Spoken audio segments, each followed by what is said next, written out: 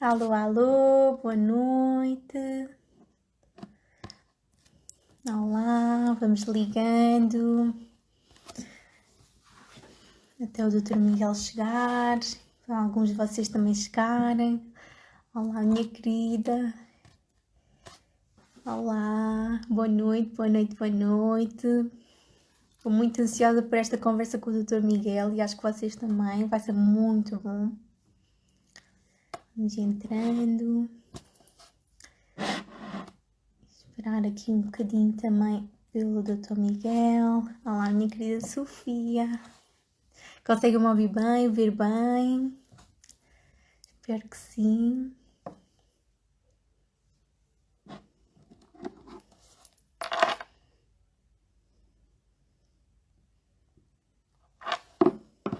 O Dr. Miguel já apareceu por aqui.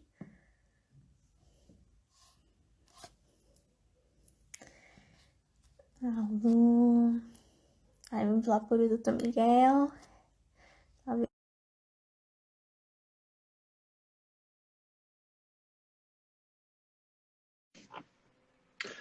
Olá, Alô, Vlada.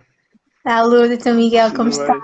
Está tudo bem, Vlada. Está-me a ouvir bem, a ver bem? Está tudo Estou, bem? estou. Sim. Acho que a câmara só vejo da testa para baixo. Não estou a ver bem. Olha, que É. a minha parece-me tudo bem. Não sei. Pronto. Então Está a pronto, ver já está melhor. estas câmaras novas, isto só apanha assim metade das pessoas. Está a ver como é Acho que que isto depois divide o ecrã. Amplilia, não é? É. Eu acho assim já está melhor, não Já sei. está, já está. Está ótimo, Já. Vlada. Olha, já Bom, agora, eu não sei se dá para partilhar também, eu para partilhar com os meus contactos. isso, Eu acho que já tinha comentado contigo que é a isso primeira. aparece logo, isso aparece logo que estamos os dois em direto, tanto aparece na sua conta como na minha. Ok. Por isso Então já não é preciso eu fazer mais automaticamente. nada, é só isto. Não, não, isso automaticamente aparece na dos Está bem. dois que está em direto, sim. Está tudo bem. Está bem, Obrigada, ok, pronto. antes Está de bem. tudo, por De isto. nada. Acho que isso é muito bom também para Tá as mulheres e meninas que me seguem. Acho que é muito importante nós termos alguém que nos informe, não é? Já como tem Sim, feito, o Dr. Miguel faz também diretos todas as quintas-feiras sobre sim. processo de fertilidade e infertilidade e tudo isso, tratamentos. Por isso também podem ver na página dele, quem não segue, pode dar assim um seguir para ver todas as Obrigado. quintas-feiras. Pronto, eu acho que é muito bom termos alguém que nos informe, né? Porque eu acho que há muita desinformação, tudo o que envolve a mulher e tudo em que, não só esta parte da infertilidade, mas acaba também por haver a parte do parto e do aborto e tudo isso, acaba por ser muito desinformado, não é? E termos alguém que nos informe acho que é bastante bom, não sem ser o Dr. Google, digamos assim, Sim. Não, acho que é muito bom. e fazem bem. Uma das minhas das motivações para criar estes lives e criar as páginas do Facebook e Instagram e o próprio site é dar um bocadinho de informação fidedigna. Muitas das vezes, às vezes, nós temos informação do estrangeiro, do Brasil, quando a realidade às vezes é completamente Exatamente. diferente. E assim, pelo menos, tento dar mais informação simples e prática para a coisa. Sim. Acho que o tema que propuseste foi ótimo, está bem. Acho que é um tema que eu aborto ia falar mais à frente dos meus lives. Uhum. Falei primeiro das causas de infertilidade, Uhum. espermograma, análises. Depois, agora estou na fase dos tratamentos durante o mês de agosto e Exato. setembro. E entrar só abortos de repetição, ovários poliquísticos, endometriose e a patologia em si mais à frente. Mas pá, propusemos isto e acho que é um tema interessante que Não quero afeta mais falar muito. também, digamos Não, assim. e afeta os casais, tanto a mulher como o próprio homem, afeta Uhum. muito a questão de haver É abortos. interessante Pá, dizer isto, não há muitos profissionais que falem tanto dessa questão, não é? E que compreendam ambas as partes, digamos assim. uma das coisas que nós, por exemplo, quem trabalha na área da infertilidade, porque essa medicamente assistida, a técnica em si existe maior probabilidade de aborto ao fazer estas técnicas. De antes chamava-se uma coisa que é gravidez bioquímica, que era fazer o teste de gravidez, dava positivo e nunca se via o saco gestacional. Por isso é que Uhum. quem trabalha geralmente nesta área tem mais sensibilidade até para Do- o Ok. aborto e temos que saber as diferentes causas e como atuar e optimizar os resultados. Mas Ok. acho que era isso. Eu acho que já tínhamos falado. Eu liguei hoje ao fim do dia para nós o que eu estava mais ou menos a Uhum. pensar falar, que era, falava de um bocadinho com uma parte teórica em que dizia os tipos de aborto que existem, são 6 tipos, e depois falava aqueles que afetam verdadeiramente e têm um impacto brutal sobre os casais, que é o aborto de repetição, que ocorre a 1%. E Uhum. falavam sobre as causas de abortos de repetição, quais exames que se pedem e como podemos um bocadinho optimizar e ter melhores resultados nos casais que têm abortos de repetição. Depois, podem fazer perguntas a qualquer momento e podem interromper a qualquer Sim, momento. Não há. Portanto, acho acho que eu ótimo, estou acho ótimo. com Não, essa tranquilidade. Achas que é um bom plano eu acho, para. sim, eu acho ótimo. Eu acho, e quem tiver perguntas, também há aqui uma caixinha de perguntas Uhum, e podem fazer perguntas que eu depois vejo no final. Eu também tenho sim. algumas preparadas de assim, a maioria das perguntas que se faz normalmente quanto a este tema. Mas pronto, quem tiver perguntas para fazer ao Dr. Miguel também tem a caixinha de perguntas e pode fazer, que eu depois vejo no final e pergunto-lhe. Mas Sim. pronto, força, eu acho que está ótimo. Acho. Pronto, uma das coisas que eu queria começar a falar quando se fala de abortos é a questão da importância da idade. Sabemos que à medida que a idade avança, principalmente na mulher, existe maior impacto e maior probabilidade de haver aborto. Há um dos gráficos que eu mostro muitas vezes. Eu vou inverter a imagem que às vezes ajuda-vos a. Pronto, deixa-me ver se consigo. Estão a ver? Pronto, este Uhum, gráfico, mais ou menos, a coluna da esquerda diz-nos basicamente a percentagem e a probabilidade de gravidez, está bem aqui a idade. E depois a da direita diz-nos a probabilidade de aborto, está bem, miscarriage. O que é que nós vemos? À medida que a idade avança, temos maior probabilidade de ter aborto. Por isso, uma mulher com 46 anos tem quase 50% da probabilidade de ter aborto. A maioria das vezes, nestes casos, é por causas genéticas. Há uma seleção natural dos próprios folículos e dos óvulos de melhor qualidade. São os primeiros a ser usados e depois, no final, ficam os de pior qualidade e, como consequentemente, vamos ter embriões com alguns problemas cromossómicos, está bem? Por isso, a idade é fundamental. Uma das coisas que eu digo é, pá, se temos mulheres que aos 30, 35, 38 anos não sabem, ainda não decidiram se querem ser mães, mas ainda não decidem se é a altura certa ou não. Pá, há uma coisa, não sei se já alguma vez falaste nos teus lives ou no teu blog, que é a preservação da fertilidade. Não sei se estás familiarizada com sim, isso, que é o sim. social freezing, que basicamente congela os óvulos e a mulher é autónoma. Os óvulos são só dela e ela pode usar quando quiser. E temos uma probabilidade muito mais baixa de ter aborto. Se quisermos engravidar com 42, 44 anos, temos a probabilidade de ter aborto abaixo de 20% versus 50%. Por isso é Uhum. importante ter a importância da idade, está bem? Uh, o que é que acontece, só para rever, isto é um sistema reprodutivo feminino. Quando há relações, os espermatozoides ficam na vagina, vão para dentro da cavidade uterina, uma amostra de espermatozoides vão pela trompa direita, outra para a trompa esquerda, e depois a fecundação ocorre na trompa, ou seja, o óvulo é libertado, depois há a fecundação na trompa e o embrião e a divisão começa na trompa e implanta no útero. Neste processo aqui, pode acontecer, por exemplo, uma coisa que também se fala muito, que é a gravidez ectópica, Uhum. que é o embrião implanta no útero e não vai implanta na trompa e não vai para dentro da cavidade uterina. E aí não é bem um tipo de aborto, mas é uma causa de aborto que é relativamente comum e que tem às vezes graves pode haver ruptura de uma gravidez ectópica com hemoperitoneu e uma cirurgia urgente, está bem? Mas o ideal era o embrião, o óvulo é fecundado e depois implanta no útero. Quando implanta no útero, o que é que nós temos depois? E mostramos umas imagens que é para ter ideia. Isto aqui é o ideal, ou seja, mais ou menos isto corresponde mais ou menos às 7 semanas de gravidez, em que temos o saco gestacional, temos o embrião e, eventualmente, temos batimentos cardíacos ou não, está bem? E Uhum. nós podemos ter várias situações de aborto. Por exemplo, neste caso, em que tínhamos um saco gestacional no início, reavaliámos após 2 semanas e não surgiu o embrião. E Uhum. neste caso é uma coisa que nós chamamos um aborto retido, ou seja, antes se chamava o ovo vazio, em que temos um saco, mas não temos o embrião. É um tipo de aborto. outra das coisas importantes que nós temos aqui é quando temos um saco muito grande proporcionalmente ao embrião. Por exemplo, medimos o saco e o saco que corresponde a 10 semanas e o embrião corresponde a 4 semanas, há uma discrepância entre o tamanho do saco e o tamanho do embrião. Vemos que as coisas não estão bem e às vezes o embrião nem tem batimentos cardíacos, correlacionando com a data da última menstruação da mulher, com mulheres com ciclos regulares, é mais uma coisa que nos indica que as coisas não estão a correr bem. Esta foto que eu tinha aqui, isto aqui é normal, está bem? Tanto o saco como o embrião estão proporcionais e há um saquinho aqui que se chama vesícula vitelina. O que é a vesícula vitelina? É uma vesícula que se cria nesta fase, antes da formação da placenta, que vai nutrir o embrião. E nós às vezes podemos ter vesículas vitelinas, como esta está aqui, regular, linear, hiperecogénica, como podemos ter uma vesícula vitelina muito grande. Quando temos uma vesícula vitelina muito grande, também é mau prognóstico, está bem? Quer dizer que pode haver algum problema cromossómico associado. E depois, agora vamos deixar-nos aqui de imagens, depois já volto para aqui para as imagens. Pronto. Temos então 6 tipos de abortos. Estou a ser muito teórico ou não, Vlada?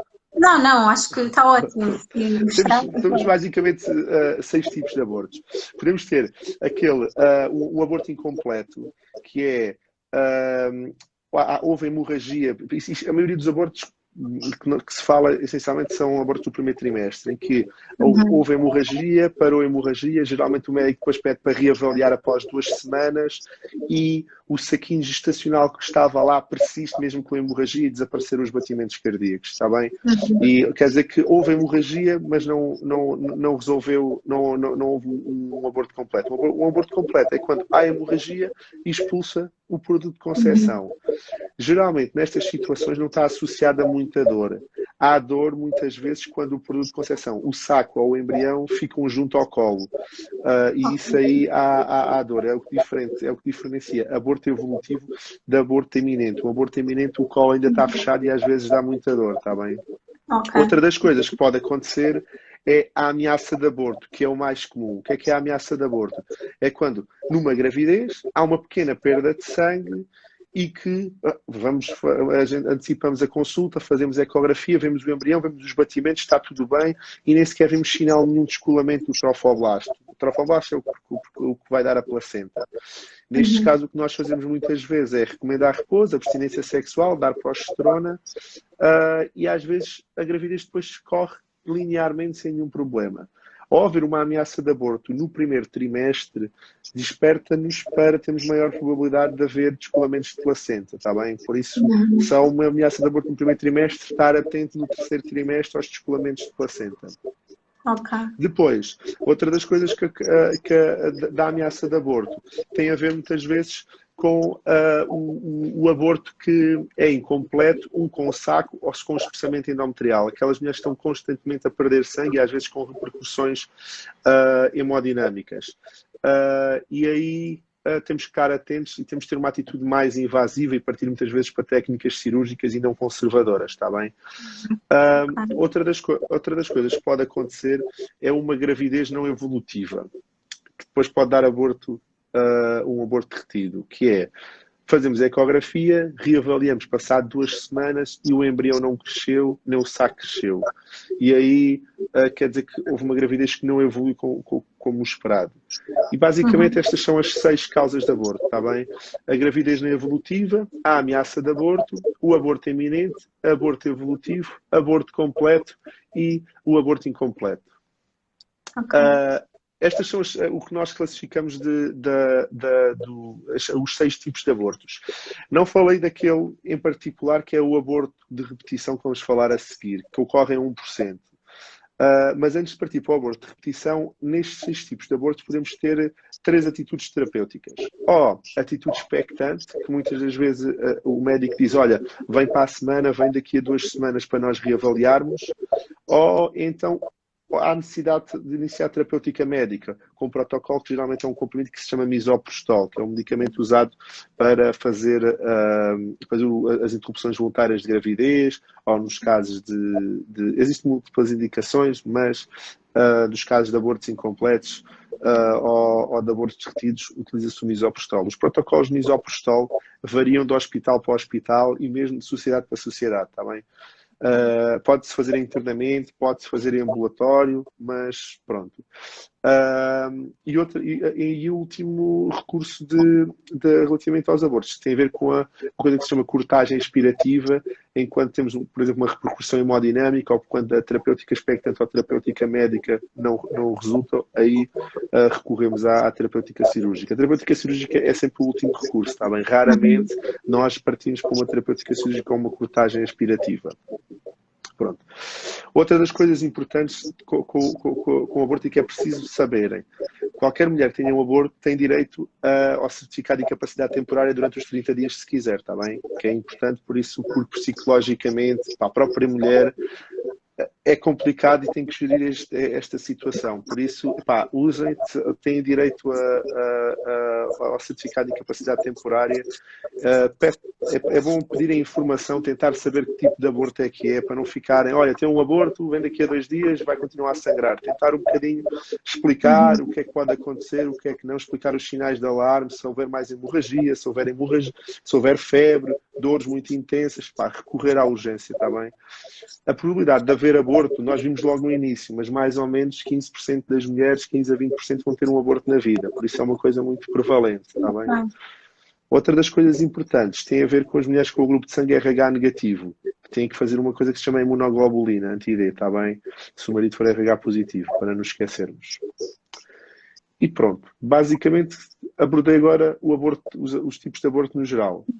E agora, falar de aborto de repetição. Falo já algumas perguntas relativamente a isto? Preferes que eu fale de tudo e depois Pode falar tudo e depois no final faz umas perguntinhas. Também estou aqui a apontar algumas, por isso. Está bem, boa. O aborto de repetição, o aborto recorrente, pode-se definir como 2 ou mais, ou 3 abortos consecutivos, está bem? E neste caso tem um impacto muito grande porque engravida, aborta e para o casal é violentíssimo. 1% das mulheres podem sofrer de abortos de repetição ou de recorrência, está bem? Existem 2 tipos: as primárias e as secundárias. Primárias são aqueles casais que não conseguem ter filhos e que consecutivamente têm sempre abortos. A secundária são aqueles que já conseguiram ter um filho e não consegue o segundo porque tem 2, 3 abortos após o primeiro filhote, está bem? Muitas das vezes, nessa primeira gravidez, ou houve uma restrição de crescimento, ou houve um descolamento de placenta, ou demoraram muito tempo a engravidar. Existem algumas coisas, informação dessa gravidez que aparentemente correu tudo bem, que depois no futuro vai nos dizer o que é que se passou. E depois, dentro dos abortos de repetição, pode haver os precoces e os tardios. Precoces são aqueles que ocorrem com menos de 14 semanas de gestação. Os tardios são aqueles com mais de 14 semanas de gestação. Há uma das coisas dos tardios que tem um impacto, todos eles têm um impacto, mas imaginemos uma grávida com 16 semanas e ter um aborto nessa idade gestacional. Nós não temos nenhuma arma terapêutica eficaz porque o feto não é viável, um feto viável é às 24 semanas e às vezes há uma doença que se chama incompatibilidade cérvico-istmica. Não sei se já ouviste falar, que é a cerclagem. Pronto. Basicamente é o colo do útero começa a abrir antes do tempo. E o que se faz, geralmente a mulher às vezes não tem dor, não tem nada, o diagnóstico é feito após o aborto tardio, é uma técnica que se chama cerclage, que é colocar um fio à volta do colo e fechar o colo. Pronto. É uma das causas para terem atenção quando nós temos abortos tardios, está bem? Relativamente às causas em si de abortos de recorrência. Há 4 grandes causas. Ou são causas anatómicas, por isso convém sempre ver a cavidade uterina, se temos miomas, se temos pólipos, se temos alterações estruturais, genéticas, um útero em forma de T, um útero arcuato. Se temos algumas doenças endocrinológicas, como por exemplo um hipotiroidismo ou um hiperprolactinoma, ou mesmo a diabetes, está associada a maior probabilidade de aborto. Temos as causas genéticas, causas imunológicas e uma coisa que se fala muito que são as trombofilias. Pronto. A estromofilia geralmente também está associada a aborto, às hereditárias adquiridas e que muitas das vezes obriga-nos a fazer terapêutica durante toda a gravidez, como antiplaquetários e os anticoagulantes. E depois há uma coisa que, apesar de nós pedirmos o estudo todo, pedimos as análises, pedimos tudo, às vezes, em 50% dos casos, não sabemos qual é a causa, que ainda mais angústia causa aos casais. Sabemos que existem fatores de risco. Quais são os fatores de risco associados ao aborto de repetição? A idade, mais uma vez. Se nós já tivermos mais de 2, mais de 3 abortos, temos maior probabilidade de ter o quarto ou o quinto, está bem? Por exemplo, quem teve mais de 3 abortos e tem menos de 35 anos tem uma probabilidade de gravidez de sucesso de 50%, está bem? Quem tem menos de 35 anos tem um bocadinho mais, 60% a 70%.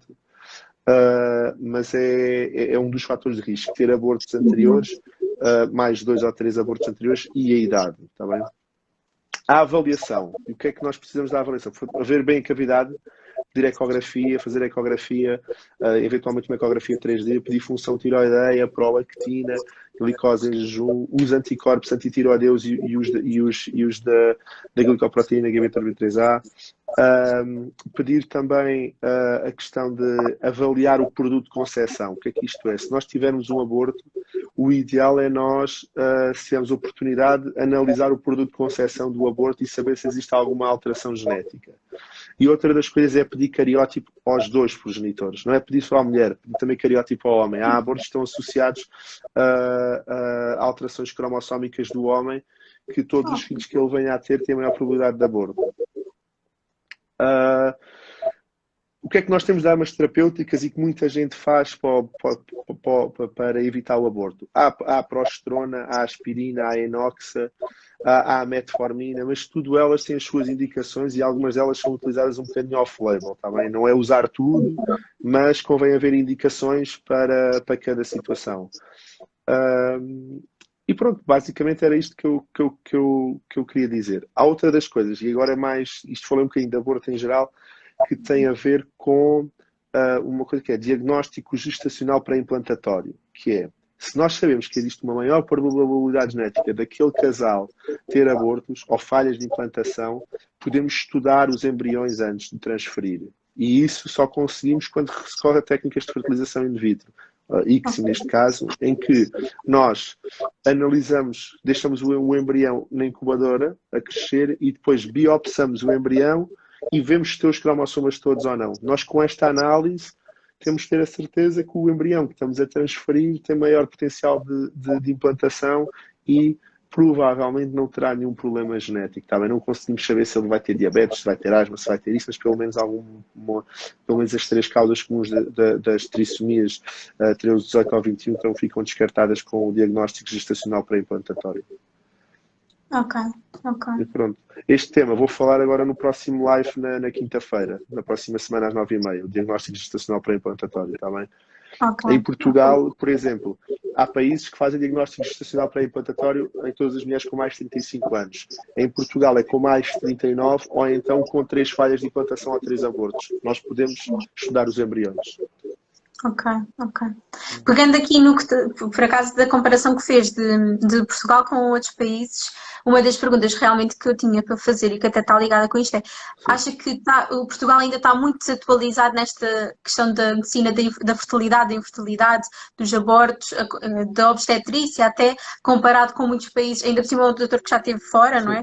Sim, acha que estamos muito desatualizados a comparar com lá fora? Acho que não, a nível de atualização e de equipamento, nós estamos bem. O problema é dentro do SNS. Em Bruxelas, por exemplo, a população belga tinha direito a 6 tratamentos FIV. Em Portugal tem direito a 3. E a resposta não tem nada a ver com a nossa. Nós muitas das vezes, o casal mesmo com diagnósticos já feitos, fatores masculinos, fatores femininos claros e que têm indicação para FIV, às vezes ficam 9 meses à espera de uma primeira consulta e quase 1 ano para iniciar os tratamentos. Aí sim há uma grande diferença. Mas depois, quando se avança para os tratamentos, nós temos um equipamento muito semelhante aos outros. O problema essencial é a resposta do SNS a isso. Outra das coisas que temos e que às vezes os centros de fertilidade estão mais sensíveis para isso, todos os centros têm uma psicóloga.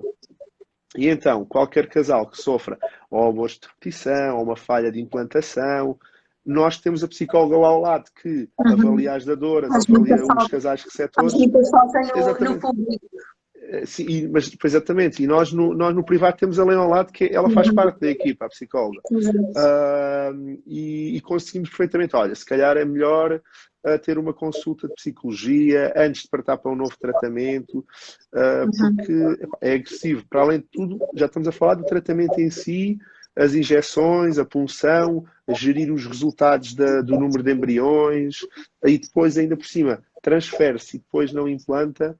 É violento. E temos a psicóloga lá e que se vimos que não estamos a conseguir definir a estratégia, referenciamos para a psicóloga e a psicóloga dá-nos o apoio. E, por exemplo, em Bruxelas eles tinham sempre, era como nós nos centros privados, tinham sempre lá a psicóloga. Tanto isso como, por exemplo, nutricionistas. Nos centros, na Bélgica, eles tinham nutricionistas para que sempre que nós fizéssemos e definiam um plano nutricional para os casais que necessitavam de algum apoio nutricional, saber que tipo de alimentos podem tomar, dietas, se tivessem excesso de peso, pronto. Agora, há muita falta de acompanhamento no SNS no público, não é?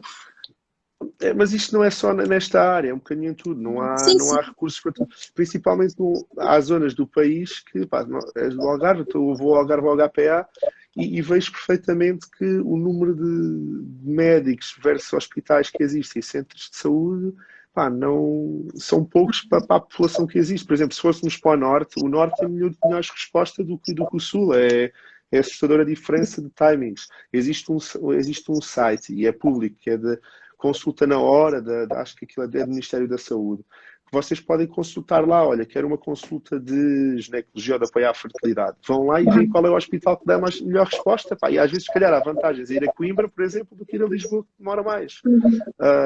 Mas isso é em tudo, não é só dentro da área da fertilidade, acho que não há uma escassez de recursos nas áreas. Agora, Portugal em si, nós temos tudo, não há, dentro das instituições privadas não existe assim nada que diga que Mas os outros acho são que os muito melhores do que nós. profissionais estão atualizados para estas novas técnicas que existem, ou ainda o profissional em si ainda é ensinado muito de uma forma desatualizada, certas técnicas, e ainda há assim um bocadinho de ceticismo quanto às novas técnicas de fertilidade e tudo isso. Acho que tem vindo a mudar ao longo dos anos, principalmente porque o número de ciclos que tem sido feito nos últimos anos quase que é 30% mais, tanto em público como em privado.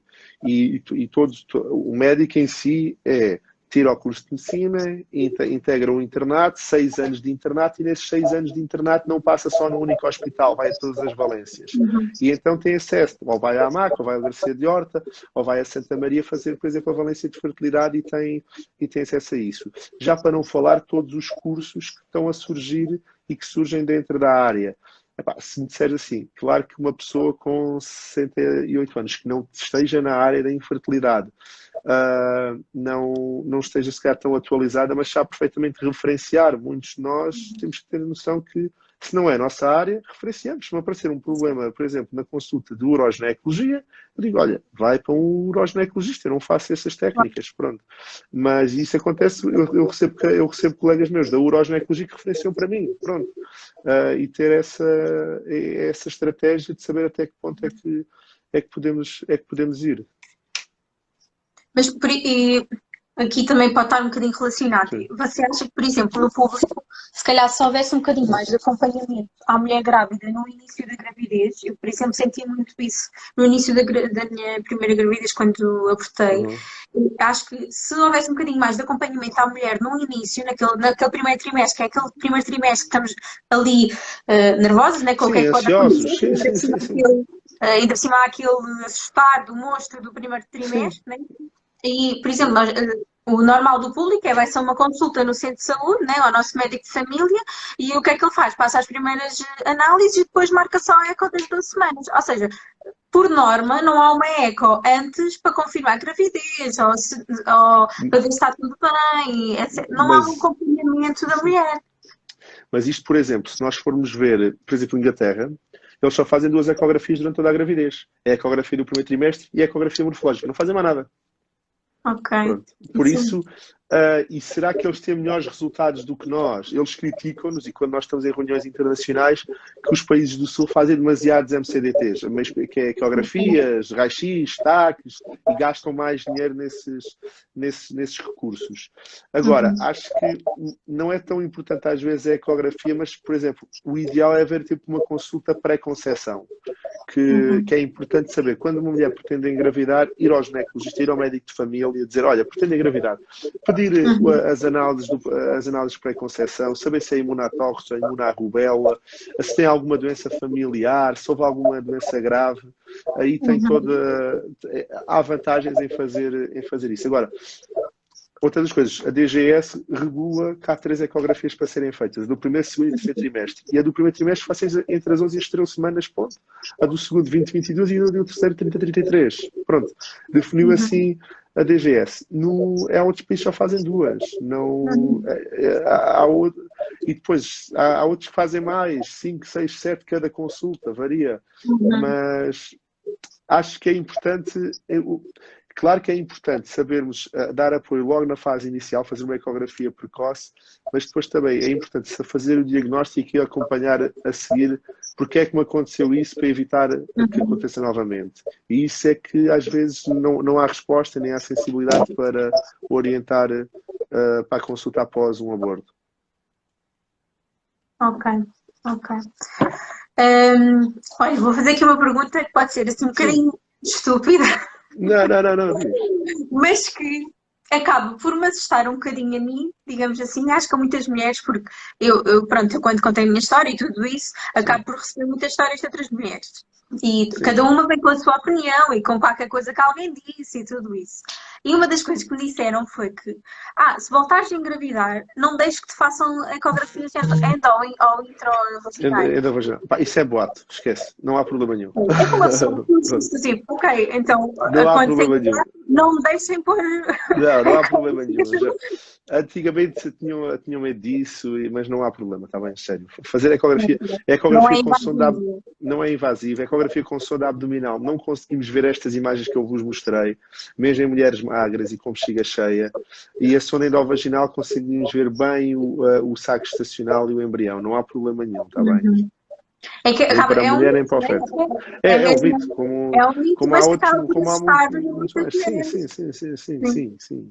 Mas é um mito. Isso está descartado. Isso foi logo nos primórdios da ecografia, quando surgiu, não queriam que as mulheres fizessem ecografia porque fazia mal aos fetos e que vinham com problemas e tudo isso. Se calhar eram diagnosticavam os problemas intrauterinos. Às vezes pode haver coincidências, não é? Às vezes pode haver aquela coincidência, olha, fizemos uma ecografia na altura e depois aconteceu isso. Mas mesmo assim, já se viu imensa publicação sobre isso e não está completamente descartado. Não há problema. Pegando aqui numa coisa que você falou, que foi a questão da importância de haver o atestado a incapacidade temporária, sim. Sim, é para a mãe. Não acha que também deveria haver para o pai? Acho, sim. Claro que sim. É o casal. Acho que muitas das vezes falam no casal. É o problema no casal. Sendo porque... Mas mesmo na gravidez normal, no processo da gravidez normal, o pai também acaba por ser ali um bocadinho desvalorizado em todos os pontos, não é? Sim, mas à medida que os anos vão passando, mesmo a própria licença agora parental foi alargada.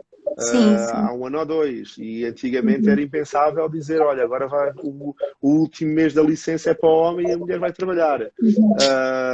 Se nós falássemos disso há 15 anos, ou com os nossos pais ou os nossos avós, eles diziam, o homem é para trabalhar, a mulher é para estar para casa. A mulher é para ficar em casa, exatamente. É assustadora a ideia que tinham há uns anos atrás, mas eu acredito que é daquelas coisas que inevitavelmente vão equacionar e equilibrar as coisas.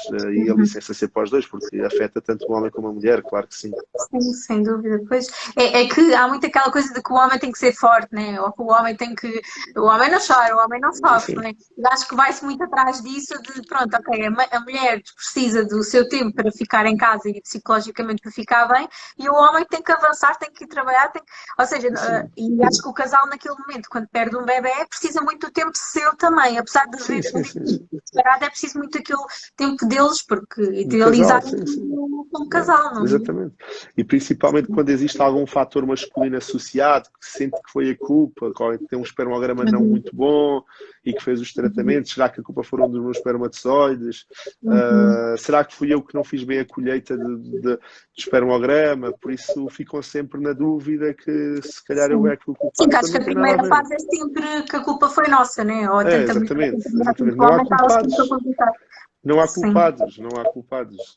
E Uhum. aconteceu, aconteceu. E pronto, mas isso da licença é interessante e devia ser para os dois. Mas eu acho que daqui a uns anos vão Temos haver de mudar essa mentalidades, né? sensibilidade. Eu Sim, acho que também ao falarmos mais e ao haver mais este tipo de iniciativas e assim, acho que começa a abrir mais horizontes para estas temáticas, né? sim, Mesmo, mesmo aquela questão do psicólogo estar à disposição e tudo sim, isso, sim, sim, sim. a ver se É, as coisas vão mudando com o tempo, não é? Com o que vai acontecendo. Ai, eu tenho aqui uma pergunta de uma seguidora, que é a Inês Lopes, que ela perdeu também um bebê. E a pergunta dela é: qual é a opinião sobre as mulheres que perderam um bebê estarem ao pé das outras mulheres grávidas ou acabadas de ter o bebê? Pronto. sim. Ah, isso acontece. Eu próprio, quando trabalhava dentro em hospitais públicos, por vezes acontecia. E tentávamos ao máximo colocar essas mulheres na ginecologia, em vez de estar Uhum. na obstetrícia. Mas às vezes, por espaço físico reduzido, isso acontece, é verdade. Mas eu acho que nós temos a sensibilidade, nós os enfermeiros, muitas vezes eles é que gerem o número de camas de enfermaria e estão na enfermaria mais tempo que a equipa médica. Temos sensibilidade para isso e evitar isso ao máximo. Agora, após um processo de aborto, ou por exemplo, quando existe um feto morto e estão a fazer o protocolo para o feto morto e houve-se nascimentos de bebés, é muito, muito, Ainda, muito grave. ainda mais traumatizante, não é? É. Nessas situações, geralmente até há uma psicóloga sempre em cada departamento, tenta-se que a psicóloga vai lá falar com o casal, explicar as coisas e pronto. Mas o ideal era estar completamente separado. Não concordo, claro, com Eu isso. fiquei junta, eu sei que normalmente aqui no Hospital de Portimão normalmente até metem separado, mas há casos que não. Mas eu, por exemplo, tive em tempos de Covid, o meu aborto foi em tempos de Covid e Uhum. tive que ficar internada em tempos de Covid, ou seja, estava sozinha e estava na aula dos bebés, né? E eu Pois, mal entrei na minha sala, as enfermeiras viram logo a minha cara, porque eu fiquei logo em choque, porque o que é que eu estou aqui a fazer, né? Com mães pois. com bebê ao colo, mães com grande barriga, e elas aí viram logo e pediram, olha, espera aqui na É, sala é. e mudaram as camas todas e tudo Sim. isso. Geralmente essa parte até é a equipa Para de máximo. enfermagem que gera até as Uhum, camas uhum, e o serviço para evitar ao máximo que uhum. seja para proporcionar dentro do que é permitido uma sensação melhor e não andar a ouvir os seus bebés. Mas efetivamente às vezes acontece. Pegando aqui, se calhar, até nisto dos enfermeiros e dos médicos e assim, uma das grandes questões agora que se tem falado, quem fala do aborto, é a falta de humanidade e sensibilidade da maneira que os médicos informam ou da maneira que nos transmitem o que está tudo a acontecer. Porque eu às vezes até penso, será que é aquela questão de dividirmos o profissionalismo e a emoção, o trabalho e a emoção, a sentimentalidade, para não misturarmos ali as coisas, ou é mesmo já estamos, os médicos estão tão habituados àquilo que aconteça. Acredito que há médicos que acontece todas as semanas aparece-lhes um aborto, digamos assim, e a forma de informar a mulher ou o casal de que aquilo está a acontecer acaba por ser não humano, muitas vezes. Sim, E assim. sim, a humanização das coisas, e nós vimos isso em todas as áreas da medicina. Tentamos Uhum, cada vez mais proporcionar tratamentos mais personalizados e mais humanizados. E nós falamos desta parte do aborto, mas tem-se falado tanto nos tratamentos de infertilidade e tentar tratamentos personalizados. E um dos motivos que eu neste momento trabalho na Semeara é por isso, é que tentar personalizar ao máximo os tratamentos e aquele casal que recorre a mim não ser mais um, mas ser aquele casal, quando há outros centros que és mais um e entras uhum, num sistema de automatização. Uh, uhum, Apesar dos sistemas de automatização em si, e a inteligência artificial, agora um bocadinho que se possa melhorar os resultados, nós também temos que acompanhar essa evolução um bocadinho com humanização e tem que haver um equilíbrio das coisas, está bem? Mas eu acho que estamos a caminhar para uma mudança de mentalidades e acho que as pessoas cada vez mais informam, cada vez têm mais tempo para explicar as coisas. Pá, mais uma vez, pá, os profissionais de saúde às vezes estão na urgência e Pois, aparecerem à 1 da manhã e eles estão lá desde as 8 da manhã a trabalhar e viram 70 urgências.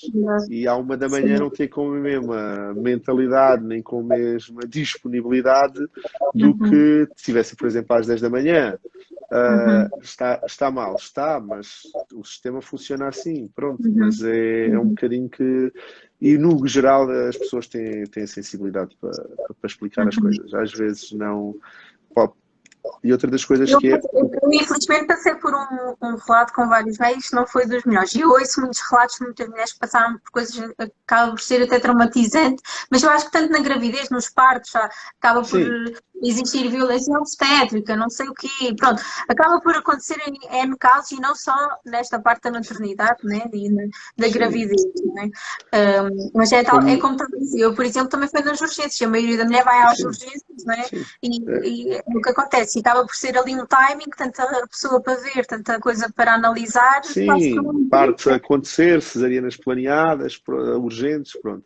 Mas a questão de humanização acho que está a melhorar, sinceramente. Acho que essa parte de tentarmos ao máximo dar informação e explicar as coisas e orientar, acho que tem vindo a mudar os últimos anos. Uhum. Acho que sim, acho que esperemos que sempre para melhor, não é? Não, Sempre sim, e outra das coisas é, para o casal, quando acontece estas situações, está muito mal. Tudo o que nós dissermos nesta fase pode ser exatamente ao contrário do que nós queremos dizer. Por isso também temos que saber um bocadinho comunicar e explicar ao casal as coisas, porque quem fez o diagnóstico é que é o mau e quando na realidade não tem nada a ver com isso. Aconteceu, aconteceu. sim, sim. Pegando aqui no diagnóstico, acha que às vezes aquela coisa de dizer, então e porquê que aconteceu? E normalmente dizem, é uma alteração cromossómica, deve ser uma alteração cromossómica. Acha que é muito usado como desculpa é uma alteração cromossómica. Em 50% dos casos, nós não sabemos qual é a causa. Uhum, Em 50% dos casos, como eu disse, nós não sabemos qual é a causa. E sabemos que muitas das vezes são alterações cromossómicas, principalmente quando temos mulheres com mais de 38, 40 anos e que têm um aborto e que nunca tiveram um aborto. Como é que nós sabemos que é uma alteração cromossómica? Era estudar o embrião e o produto de concepção e enviá-los para a anatomia patológica. Agora, se depois naquele momento há indicação para nós fazermos algum estudo complementar, mais de 2 abortos eu faço. Um aborto em si, sem mais nenhuma história, eu digo, explico a probabilidade, explico que pode vir a voltar a acontecer, mas depois também é um bocadinho, estes exames são caros, pedir o uhum. anticardiolipina, cariótipos, estes E custos demoram. psicologicamente também deve ser pesado passar por todo esse processo de. Sim, e há a angústia de esperar pelos resultados e tudo isso. Mas com um aborto, pedir logo o painel completo de abortos de repetição, talvez, só se estivéssemos a suspeitar de alguma coisa muito em particular. Senão Uhum. aguardávamos e víamos. Pronto. Mas agora há sociedades que recomendam 2, outras que recomendam 3. Eu geralmente com 2 proponho fazer o estudo complementar, tá bem? Mas depois, ao pedir o estudo e depois pedirem 1.000 euros para fazer o estudo, as pessoas pensam, pronto, não tem. Depois já Depois vão ao foi. médico de família referencia para o hospital. Estás a perceber, Madalena, não é, às vezes não é tão fácil assim dizer, olha, vamos saber o que aconteceu, vamos fazer e pronto. E depois apresentam Sim, um custo sim. daquele montante, pronto. Sabendo que só 50% dos casos é que vamos saber qual é a causa. Uhum. Ok. Há bocadinho falou da questão da aspiração. A aspiração e a raspagem são coisas diferentes ou são termos que se vai utilizando?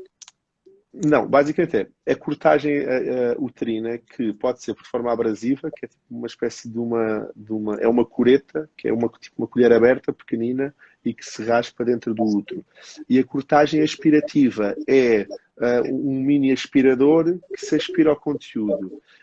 A cortagem aspirativa é menos traumática do que a abrasiva, está bem? Por isso, geralmente, o ideal é tentar fazer uma cortagem aspirativa. Às vezes, ou porque o produto de concepção já está lá há muito tempo, pode já ter calcificações e não entrar no aspirador e há necessidade de fazer a cortagem tradicional, está bem? Mas o ideal é fazer uma cortagem aspirativa. Ok. Para E isso, é menos, depois, é menos invasivo também, não? Ou sim, até menos é menos agressivo para a cavidade uterina, porque depois a cortagem Uhum. pode haver um risco, é baixo, de haver sinéquias, ou seja, da cavidade uterina ficar tipo colada e haver aderências e causar Uhum. depois abortos e causar problemas de infertilidade. A aspirativa é menos agressiva. Outra das coisas, enquanto que a aspirativa nós temos o aspirador e o aspirador acumula todo o produto de concepção e nós enviamos para a anatomia patológica o que está dentro do aspirador, a abrasiva temos que andar à procura dentro ou da cureta ou do colo onde é que está, ou da vagina onde é que está o produto de concepção. Por isso é mais fácil até para o patologista ver a amostra quando é aspirada. Uhum. Ok, ok, ok. Eu tinha aqui uma pergunta também de uma seguidora que dizia: pode existir, daquela questão das incompatibilidades, pode Sim. existir incompatibilidade do casal em si, de não serem Pode, compatíveis, digamos assim, a nível. sim. Há um teste que eu acredito no futuro seja banal, que é o teste de compatibilidade genética. E o teste de compatibilidade genética varia várias mutações e basicamente vê se o casal tem alguma doença genética da autossómica recessiva com probabilidade de 25% de criança ou mais ter o problema genético. Esse teste é caro, custa para o casal 1000 e poucos euros. E ajuda-nos nas causas genéticas, essencialmente, de saber se o casal é compatível ou não, está bem? Às vezes, outras das perguntas que fazem é por causa do grupo de sangue, se é compatível o grupo de sangue ou não. Se nós tivermos uma imunoglobulina, o cúmulo negativo e somos RH negativo e fizermos a injeção de imunoglobulina no aborto, não há problema, está bem? Mas a compatibilidade genética acho que é daqueles testes que no futuro vai ser banalizado. Pronto, neste momento é muito caro. É um bocadinho como o DNA fetal, que é às 12 semanas, a partir das 10 semanas de gravidez, pode saber, fazemos colheita ao sangue à mãe e sabemos. E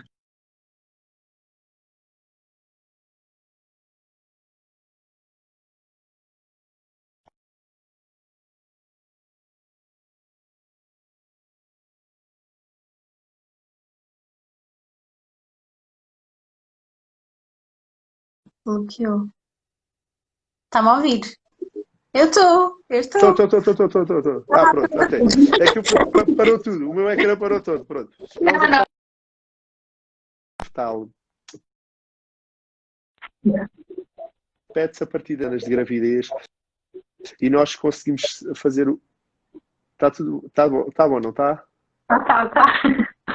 Bloquear completamente eu Pronto. disse. E nós conseguimos. Está bem.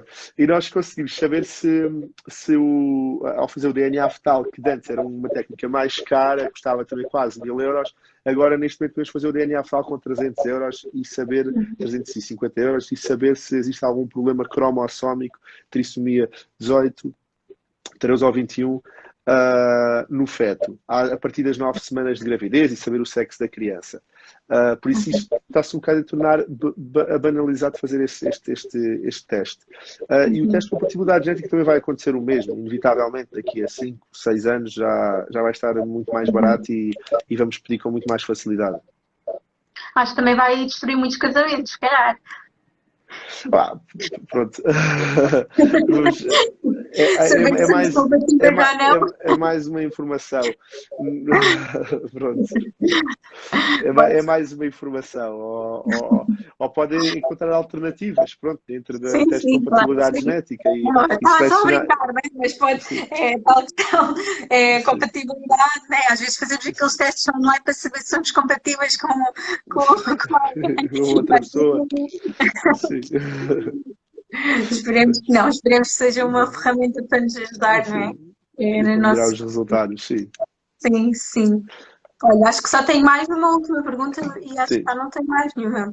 ora, Ouve-se muito que a maioria das mulheres, uma grande maioria das mulheres, sofre sempre abortos na primeira gravidez e a maioria nem sabe.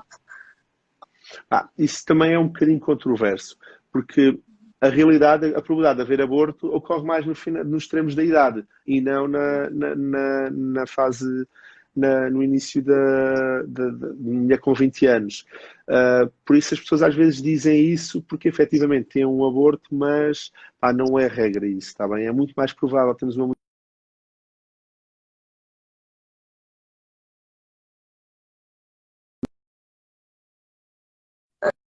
Eu mulher, isto quando, fim parou no meu sistema. mas Pronto. isto por mim está tudo bem, não sei. Não sei se é a Então, internet. Eu passo pronto. muito tempo da internet a esta hora, começa a estar muita gente online. Ok. Eh, Mas eu, por exemplo, quando soube que tive o aborto, etc., a Sim. maioria diz é, mas tu és novo, acontece muitas vezes nas mulheres, a maioria das mulheres a primeira gravidez se perde e tudo bem. Acaba-se por banalizar esta questão da primeira gravidez, perde sempre. Não, mas isso não é regra de todo, está bem? Não há Ok. regulação para isso. Está bem? Sim, ok. Está aqui a Cláudia Fonseca a dizer que está a tentar já há 6 anos, mas fez 4 transferências e nada, pois. Pronto. Isso depois tem a ver com quem fez muitas transferências, às vezes, e nunca engravidou, tem a ver com as causas de falha de implantação. E há diferenças de abortos versus falhas de implantação. E depois têm que ser analisadas porque é que estão a acontecer estas falhas de implantação, está bem? Há algumas coisas Uhum, que são semelhantes, mas há outras que são diferentes. Eu uhum. vou fazer um live de Ok. transferência de embriões congelados e vou falar das falhas de implantação, a optimização, da optimização e os adjuvantes da transferência embrionária. Um bocadinho sobre isso. Ok, ok. Ok, eu não sei, olha, eu não tenho mais perguntas, não sei se tem mais alguma coisa a acrescentar, se mais alguém tem alguma Não, pergunta. acho que eu falei mais ou Acho menos das que coisinhas todas. geralmente, no geral, acho que falámos um bocadinho de tudo, assim, Sim. falou de tudo e fizemos assim algumas perguntas que até são as mais usuais que se pergunta-se sempre, não é? Acho que ficámos esclarecidos, digamos Olha, assim. espero que tenha gostado. Obrigado Sim, pela obrigada oportunidade de estarmos eu. aqui. Obrigada E mais eu. alguns temas aí se queiram ver, nós combinamos e pronto. E, Combinamos. e, e definimos. Ok. Está Ok. bem? Olha, Obrigadíssimo. obrigado, Está bem. Adela. Obrigada. Boa Olha, noite e bom fim de beijinho. semana. Bom fim de semana. Obrigada. Obrigado, obrigado, Beijinho. obrigado. Beijinho. Obrigada.